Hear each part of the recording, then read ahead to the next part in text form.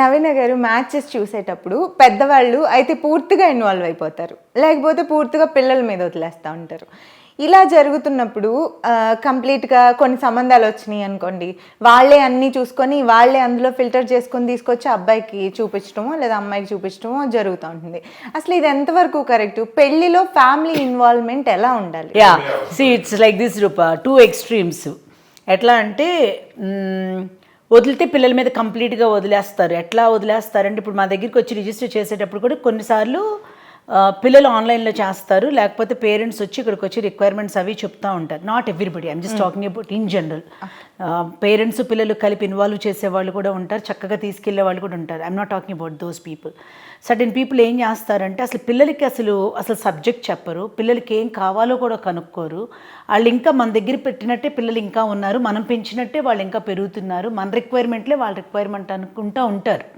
So first వీళ్ళకి నచ్చాలి ఇక్కడ. ఓకే, అమ్మాయి నచ్చాలి, ఫ్యామిలీ నచ్చాలి, డబ్బులు నచ్చాలి, ఈ ఆస్పెక్ట్. అబ్బాయి అమెరికా ఉంటే అమెరికా, ఇండియా ఉంటే ఇండియా, బిజినెస్ అయితే business. This is how they do. But ఎగ్జాక్ట్గా పిల్లలకి ఏం కావాలి, ఏం చేస్తే వాళ్ళిద్దరూ హ్యాపీగా ఉంటారు అన్న ఒక చిన్న విషయాన్ని మిస్ చేస్తారు ఇక్కడ.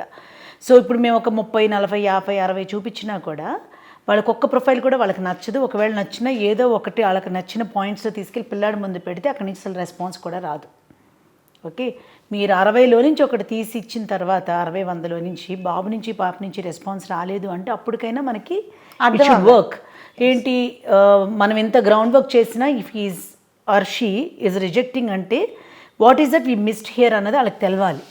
అప్పుడు పిల్లలతో అట్లీస్ట్ అప్పుడైనా it is not too late to talk to them. నువ్వేం ఎక్స్పెక్ట్ చేస్తున్నావు అంటే ఇంకొన్ని సందర్భాలు ఏంటంటే ఇప్పుడు అన్ని చోట్ల కూడా పేరెంట్స్కి పిల్లలకి మధ్యలో ఆ close bonding is a wrong word.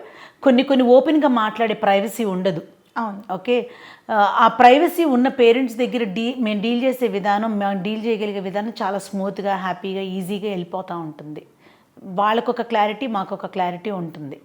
It is a collective thing. ఇప్పుడు ఒక గ్రూప్ ఫార్మేషన్ లాగా అవుతుంది, మేము, పిల్లలు, పేరెంట్స్. సో ముగ్గురు మధ్యలో కమ్యూనికేషన్ నీట్గా జరుగుతున్నప్పుడు we will have a good discussion, we will able to find what they want. We do corrections from ఇప్పుడు ఒక అలయన్స్ ఇచ్చినప్పుడు నచ్చలేదు అన్నప్పుడు they openly come back saying what is that they want. ఒక క్లారిటీతో వస్తారు. So the work becomes easy and we will be able to find what exactly they want. ఇప్పుడు ఇట్లాంటి ఒక పేరెంట్స్ ఉన్నప్పుడు ఏమవుతుందంటే మాకు చాలా డిఫికల్ట్గా ఉంటుంది. మీరు ఏమీ ఇవ్వట్లేదు అన్నది వాళ్ళ ఫీలింగు, మేము చాలా ఇచ్చామన్నది మా ఫీలింగు. ఫైనల్గా పని జరగదు అక్కడ.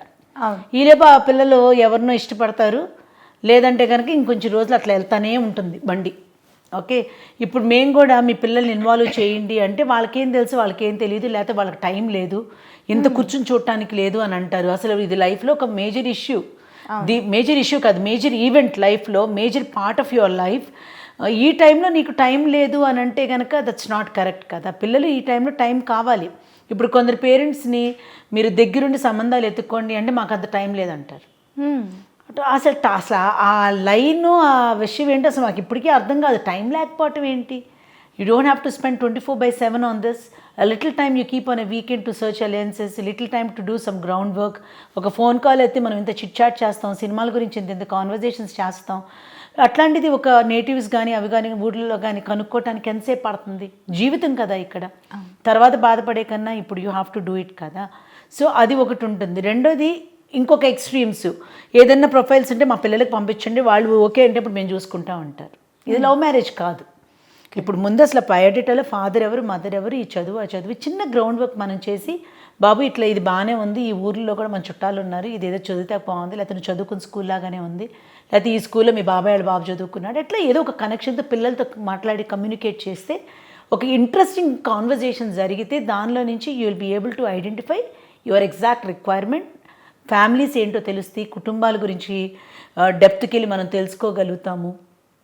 వాళ్ళెవరో ఏంటో తెలుస్తుంది కదా. అరేంజ్డ్ మ్యారేజ్ కదా, ఇదేమి డేటింగ్ సైట్లు కాదు కదా. Just you find a boy and a girl. So కుటుంబాలు తెలవాలి, ఫ్యామిలీస్ కనెక్షన్ ఎక్కడో చోట మనం ఇది అవ్వాలి. సో పిల్లలు, పేరెంట్స్, మేము కలిసి వర్క్ చేస్తేనే ఇది అవుతుంది ఎప్పుడు మ్యాట్రిమోనీస్కి వచ్చినప్పుడు. అలా కాకుండా దానికి ముందు స్టెప్ ఫస్ట్ పిల్లలు కానీ పేరెంట్స్ కానీ వాళ్ళిద్దరూ కలిసి ఈ ప్రాజెక్ట్ని, this is a project right, ఈ ప్రాజెక్ట్ని కలిసి ట్రావెల్ చేసి తీసుకెళ్తే మంచి సంబంధాలు కుదుర్చుకోగలుగుతారు. వన్ సైడెడ్గా మా వైకి టైం లేదు లేకపోతే మా అమ్మ నాన్నకి టైం లేదంటే కనుక సరైన సంబంధాలు దొరకవు. సో ఫ్యామిలీ మొత్తం కూర్చొని వాళ్ళు డిస్కస్ కూర్చోక్కర్లేదు రూపా, ఇద్దరు వేరు దేశాల్లో ఉన్నా కూడా కమ్యూనికేషన్. ఒకప్పుడు అంటే ట్రంకాలు బుక్ చేసుకుని మాట్లాడాలి, ఇప్పుడు ఆ కష్టాలు లేవు కదా. Any second you can pick a phone and talk to your children. గంటల తరబడి మాట్లాడేటప్పుడు దీన్ని మేజర్గా పెట్టుకొని ఇంకొకటి ఏంటంటే చాలామంది పేరెంట్స్ ఏమనుకుంటారంటే వాళ్ళ పిల్లలు ఇంకా వాళ్ళు పెంచినప్పుడు పిల్లలే అనుకుంటారు. దేశాలు దాటిన తర్వాత వాళ్ళ అలవాట్లు, పద్ధతులు, లైఫ్ స్టైల్స్, క్రిమినల్ యాక్టివిటీస్తో సహా మారిపోతున్నాయి. రీసెంట్గా ఒక పాప బయోడేటా ఎవరికో ఇచ్చినప్పుడు ఆయన వచ్చి క్రిమినల్ బ్యాక్గ్రౌండ్ ఉన్న పాపను మాకు ఎలా ఇచ్చామని అడిగారు. వాళ్ళు గూగుల్ చేస్తే ఆ పాప ఏదో యాక్సిడెంట్ చేసి పోలీస్ స్టేషన్కి వెళ్ళి ఇవన్నీ వచ్చినాయి. ఇక్కడ పాప వాళ్ళ పేరెంట్స్కి తెలియదు. అర్థమవుతుంది. సో వాళ్ళ పేరెంట్స్ ప్రకారం girl is very nice girl, చాలా క్రమశిక్షణగా పెరిగివెళ్ళింది. అక్కడ డ్రంక్ అండ్ డ్రైవ్లో పట్టుబడింది ఆ పాప. సో అది ఏంటంటే ఇక్కడ పేరెంట్స్కి అసలు పిల్లల గురించి అంత అవగాహన ఉండట్లేదు. సో కొన్ని థింగ్స్ ఫ్రీడమ్తో వాళ్ళకి ఆ స్వేచ్ఛనిచ్చి just be open about your life style. ఇప్పుడు మేము కూడా ఆఫీస్కి వచ్చినప్పుడు పిల్లలతో విడిగా, ఇప్పుడు we made it a point maximum కుదిరినంత వరకు పిల్లలతో విడిగా మాట్లాడటానికి ట్రై చేస్తున్నాం. ఎందుకంటే వాళ్ళతో మాట్లాడినప్పుడు మాకు వచ్చే clarity is totally different from what picture we get from the parents. Okay, పిల్లలు మాట్లాడేటప్పుడు చాలా చక్కగా this is how I live my life, this is how it is అని ఓపెన్గా చెప్తున్నారు, భయపడకుండా చెప్తున్నారు. సో అలాంటి ఒక లైఫ్ స్టైల్లో ఉన్న పార్ట్నర్ని ఎతికితే వాళ్ళు హ్యాపీగా ఉంటారు. ఇప్పుడు ఫర్ ఎగ్జాంపుల్ ఒక అబ్బాయికి teetotaller, he don't have any habits, he doesn't like to go out on a weekend, then he is more a home boy అనుకో. ఓకే, ఒక పాప ఉంటుంది, she love to chill out, she want to go out on a weekend or she wants to have more friends అనుకో. ఈ అమ్మాయిని తీసుకెళ్ళి అక్కడ పెడితే ఆ అబ్బాయి సఫికేట్ అవుతాడు, ఈ పాప సఫికేట్ అవుతుంది. ఇద్దరికి she is not bad, he is not bad, two different life styles. Parents అది తెలుసుకోకుండా కంబైన్ చేస్తే ఏమవుతుంది, సఫికేట్ అవుతారు, చివరికి బ్రేకప్కి వస్తుంది, లేదా కాంప్రమైజ్ అయ్యి రోజు కొట్టుకుని బతుకుతారు, which is not worth it. The just one life and you need to have your own peace of mind. ఇదివరకు పాత జనరేషన్స్లో లేని ఫెసిలిటీస్ అన్నీ ఇప్పుడున్న ఏంటి, freedom of selecting your own partner with the help of your own parents. So be open about it and choose a life partner.